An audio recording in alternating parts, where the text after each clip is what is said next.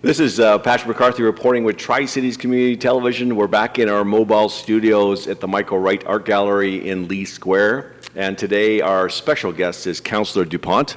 Councillor Dupont, thank you very much for coming in. Thank you for the opportunity, Patrick. You're welcome, because they always say I should wait for people to say you're welcome. I always think people are so glad to be here, I shouldn't ask them, but I appreciate that. So now we're in our second term. You know, we kind of had that busy federal election passes by, but I know in municipal politics things are busy. So I just thought it'd be a great chance to come in and just give an update to folks out there about what's keeping you busy in the city of Port Coquitlam. Good, well thank you again. So yes, into term 2, right away into our budget process, which has been, every year you learn a little bit more, and I actually, this is year 5 and I feel like I got this now. It's a steep learning curve when you first get on council trying to wade through that whole big process that is a city budget. But we just chose some of the key overall things that we're trying to do as a city, and we're making some headway in the process. And I'm happy with where the city's at. I think we're doing a good job for the community. Our mayor's been talking about getting the basics right. And I think, we're doing a good job to continue to do what we've been doing in the past. Maybe start a little bit of new things, but kind of hold steady with taking care of the basics. So what I've been working for since I started term 2 is much the same what I started in term 1. I care a lot about a healthy community. I want to make sure that we're sustainable and resilient into the future. I've been working, of course we got our tree bylaw updated last year, and that's good, but now we are going to be seeing a tree canopy report and hopefully a tree management plan come forward, which is going to set some targets for us to replace a lot of the trees that we've lost and build up the canopy so that we are able to handle extreme weather events better in the future, that we can continue to sequester lots of carbon, keep our air clean, provide habitat and biodiversity for wildlife, prevent erosion. There's a lot of good things that trees do, but those are just a few of them. So that's a big important part. As you can see from my tree pin, I'm always thinking about trees. And a big part of what I'm trying to do this term is get more local food grown. So I'm trying to increase our local food community garden space, get some pollinator gardens and more gardens built. I've joined a group that's starting up, a food security group, which stay tuned because we're not formally a group yet, but we're starting to come together across the Tri-Cities with some Fraser Health representation. First Nations are looking to be involved. We've got a broad spectrum of society going to talk about food security, which I think is very important in terms of resiliency. So lots of time being spent on that from my perspective. Continuing to work on the climate action with Metro Vancouver. We need to get our greenhouse gas emissions down 45% by 2030, and we want to be at net zero by 2050 if we're going to be in line with the Intergovernmental Panel on Climate Change recent report, which is quite alarming. But I also think that, alarming though it is and scary though it may feel, I think there's lots of opportunities in change, and our future is changing. The future is going to look a lot different than it has in the past, obviously. So I think we've got opportunities to do some good things in the city, and I think we are wrapping our heads around it. We're doing a lot of good things right now. I just got a climate adaptation plan approved in the budget process, which I'm really proud of because I've been fighting hard for that to get into the budget process for a long time, and it's there and it got approved by council. And I think that's going to be a bit of a game changer. We haven't been talking a lot about the climate as a city. We certainly have as a region, but this is going to be, I think, an opportunity for our city to figure out how is Port Coquitlam going to figure out how to be resilient in the future. So I'm excited about that. Yeah, and I know in the last municipal election when you were running, one of your platforms was resilience, and And I remember seeing it thinking, what the heck is she talking about? But then, of course, you start seeing the fires we've had in the Caribou region, and then you look at the flooding in places like, Winnipeg and Montreal. So those cities understand the word resilience as a terminology. But for Port Coquitlam, or it seems like most municipalities should at least take a resiliency evaluation, I guess, or a strategy. And is that what you're talking about? Absolutely. Absolutely, because every community is different, and we are a community bordered by 3 rivers. We are, a lot of our community is in the floodplain currently. We are quite at risk for flooding, and that is one of the things that as we face challenges with climate change, flooding and fires, I think we're going to see a lot more of those things happening more frequently, with more intensity and more risk faced by municipalities. So we have to think a lot about that, and specifically what will be the challenges that Port Coquitlam will face. So. And it's like a budget item. I mean, if you have a flood, Yeah. you got to clean it up. Absolutely. Absolutely. And how much are we putting ourselves at risk if we don't make ourselves try to prevent some of the flood risk that we face? And so just recently, I know that I saw that on Facebook, there was a whole bunch of folks who went to council talking about, I guess, climate action. Yeah. Can you give us a sense of what that climate action now or climate action something? So Yeah, so there was a group that recently came to council and have asked us to declare a climate emergency, much like a lot of the other municipalities are doing. And wow, they bring a lot of voices with them. They had a petition with 900 signatures from people in the community. We got roughly 35 emails about that topic. And then there's 17 or 18 businesses who have expressed interest for the city to look seriously at some climate action from their perspective. So we've got a lot of sectors of the community that are very engaged in this topic and want to see some action by the city. That's a lot of voices to come forward to City Council to let us know we got to get moving on some of this work.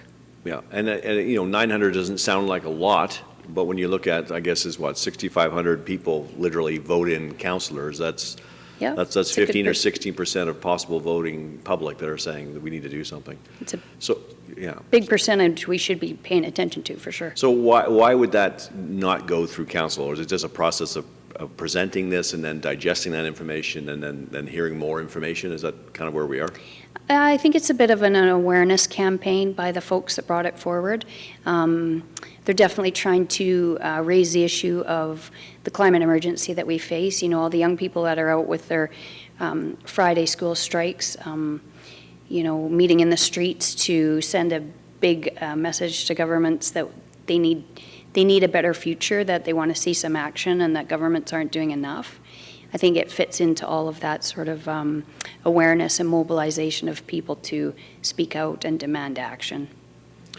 So real quick, a couple things I find interesting. One is Remembrance Day this year in Poco. We had the big screens and we had some better sound, and I thought that was amazing. I think most people who went thought it was like we just gone into a different level in the sense of participation. People actually could see the ceremony. So I know that wasn't cheap, but I think a lot of people, so hats off to the city for that, for sure. I know that we have our new rec center. I mean, it's beautiful. It is. So, but I guess it's back to I always was a bit upset about those cherry trees in the front there. And I know, sorry, you were not too happy either. Though I feel stuck because now I look and think, oh, the rec center looks beautiful, but there was, like 6 or 7 cherry trees in front of it. So, so is that part of that sort of weird that's against this sort of like bylaw on trees, and then we just, we lopped a few down. So I think there is just, that whole massive site for two phases of a construction project. We did lose a lot of the trees that were there. But I think there's going to be a lot planted. And we've been talking about the species of trees and replacing some of those cherry trees so that a bit of that look gets captured when all the whole entrance plaza to the community rec center facility is finished. I think it's going to look amazing, and I think the trees that we replace it with will replace some of the ones we lost, and updating our tree bylaw has hopefully meant that in the future we're going to do a better job at taking a look at a site before we demolish buildings and build something new, that we maybe take a look at those trees that are there and if they can be retained and maybe look at them as assets instead, as opposed to, sometimes we think trees and things are in the way of development, and it's just easier to kind of take them down and then replace them, so. So we'll come to some other good points, but I know for me, quick updates is like, I know the open space with the fires downtown, so I'm seeing some action about there's some zoning change or some ownership. So real quickly, what are we seeing changes or what's happening there? The city's doing some very good work to, on our downtown action plan to make sure that we have a vibrant downtown in the future. The city's continuing the lovely meandering path that is the Donald Walkway is going to continue through all of the downtown core and make a very sort of a walkable, livable, get people into the streets, enjoying being outside, enjoying what we have for businesses in the downtown core, and just get people, navigating the community on foot. And we're going to have a whole bunch of really interesting businesses and new restaurants and interesting things happening in the downtown core when it's all said and done. I think it's going to be much of an improvement. So tough question. In Coquitlam, we're seeing these high-speed bus systems coming in. I saw a lot of red paint on the floor, which is now or green. So are we going to see that kind of, I know, the connection to the SkyTrain, is that? So yeah, there's a rapid bus system that's going to come down the Lougheed Highway into Port Coquitlam as well, and it's going to take a lot of riders. I don't know the exact numbers, but it's going to take a lot of people who are wanting to get to SkyTrain off bus connecting buses or walking to the rapid bus system, and it's going to get a lot of people out of their cars. And that's something too I think we're going to see as we change into the future, getting people out of their cars, getting them walking to transit and biking to transit and taking buses to transit stations, getting moving into the future, getting us out of our cars is something I think is going to be an improvement for our community. Yeah, and I guess the final good story, I think, which you experienced was you're part of Heritage Trees, which did their Jack-o'-lantern festival, and I know there was a bit of a panic because you had 8,000 people on Facebook saying, we're coming. Yes. And I thought, wow, that's Facebook, 10 right? people You never will know. show up, right? Yeah. And then you go there, and I mean, it's like, Yeah. you hit the ball out of the park there. It's like 2,000 or 3,000 people, Yeah. families, all having a good fun in Yes. costume. So what is that, congratulations to Heritage Trees for that, but does it kind of, as a councillor, say that we're short on some kind of focused events? Absolutely. Obviously, the Tri-Cities need something in terms of Halloween events because it was very popular and far exceeded our expectations. It was interesting because people came like 2 hours early, and everything that people saw they wanted more of, and so we're looking to do it again next year, I believe, and it was a great opportunity, I think, for the city to realize people want to do something on Halloween, maybe not everyone wants to go trick-or-treating on that day, although it didn't fall on the weekend. It was a really great event, good family event, got people out into our parks, enjoying our wonderful parks, and was a really fun event that I think got a bit theatrical, got a bit exciting, and we were really impressed with the response. It was fun. Yeah, it was kind of, I walked down there, it was the makeup and just, it's very simple stuff, but I know you have a small team. It was probably 10 or 12 people put that on, but yeah, I mean, hats off to everybody. It was a lot of fun, and it was good to see people in costume, and Yep. and it was definitely a community building event. Everybody loves to dress up. Yeah, Right? It's fun. yeah, but I dress up every day, so I just know. Well, I thank you very much for coming in. I hope we get another update in a few months down the road, and to your fellow councillors as well. It's an open call. We definitely want to get a chance to have the councillors who represent us so well have a chance to speak and have a voice. So thank you very much for coming in, and we wish you all the best the next, I guess, this festive season. Right, and thank you for the opportunity to chat about the work that I'm doing on council and that our council is doing as a whole. Thanks. Well, you're welcome. So that's Councillor Laura Dupont on council for the City of Port Coquitlam.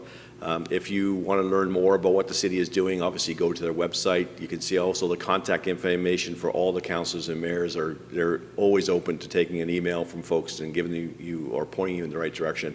Again, this is Patrick McCarthy reporting for Tri-Cities Community Television. Thank you very much for watching. So, Thank you. that was good, yeah. Like the